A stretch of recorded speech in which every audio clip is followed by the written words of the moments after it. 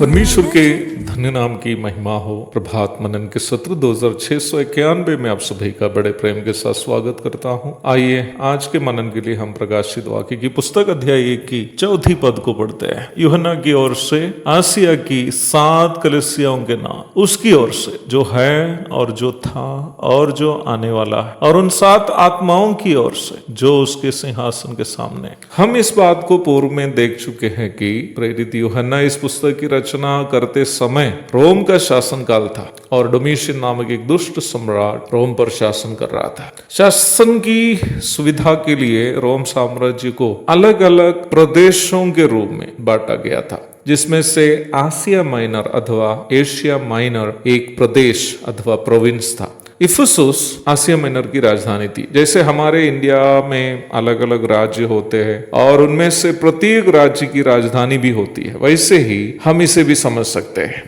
इस बीच आप ये भी नहीं भूले कि वर्तमान में दुनिया के ज्यादातर देशों में प्रचलित प्रजातंत्र पर आधारित शासन प्रक्रिया रोम से ली गई प्रक्रिया है। वर्तमान के तुर्की देश लगभग रोमी शासन काल के आसिया माइनर ही है, जो उन दिनों में 7 प्रांतों के रूप में विभाजित था और प्रत्येक प्रांत शासकीय उद्देश्य से एक मुख्य शहर पर केंद्रीकृत था। जैसे कि मैं अभी बिहार के कटिहार जिले से आपसे बात कर रहा हूँ। कटिहार जिला के केंद्र स्थान कटिहार शहर है, जहाँ से पूरे कटिहार जिले की देखरेख की जाती है। वैसे ही आसिया माइनर के 7 प्रांतों की देखरेख उन 7 शहरों से होती थी, जिसके केंद्र स्थान उन 7 शहर होते थे, जो क्रमशः इफिसुस, स्मुर्ना, पिरगमुन, तुआतीरा, सरदीस, फिलाडेल्फिया एवं लौदीकिया थे। प्रभु के आदेशानुसार इन 7 कलीसियाओं को, जो आसिया माइनर के 7 महत्वपूर्ण शहरों में थे, भेजने के उद्देश्य से प्रेरित यूहन्ना इस पुस्तक की रचना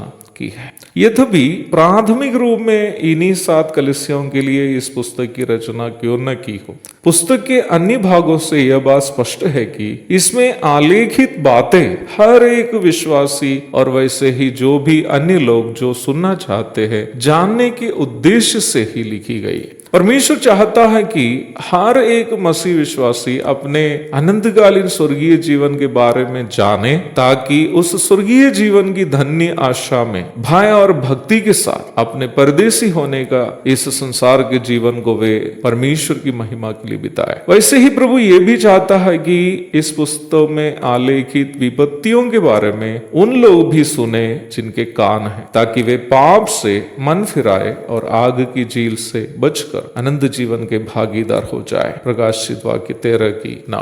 प्रेमी और दयानिधि परमेश्वर नहीं चाहता कि कोई नष्ट हो जाए। पहला तीमुथियुस 2 की 4। एक और शुभ दिन की धन्य कामनाओं के साथ आज का मनन में यहाँ समाप्त करता हूँ। प्रभु आप सबको आशीष दे। आमीन।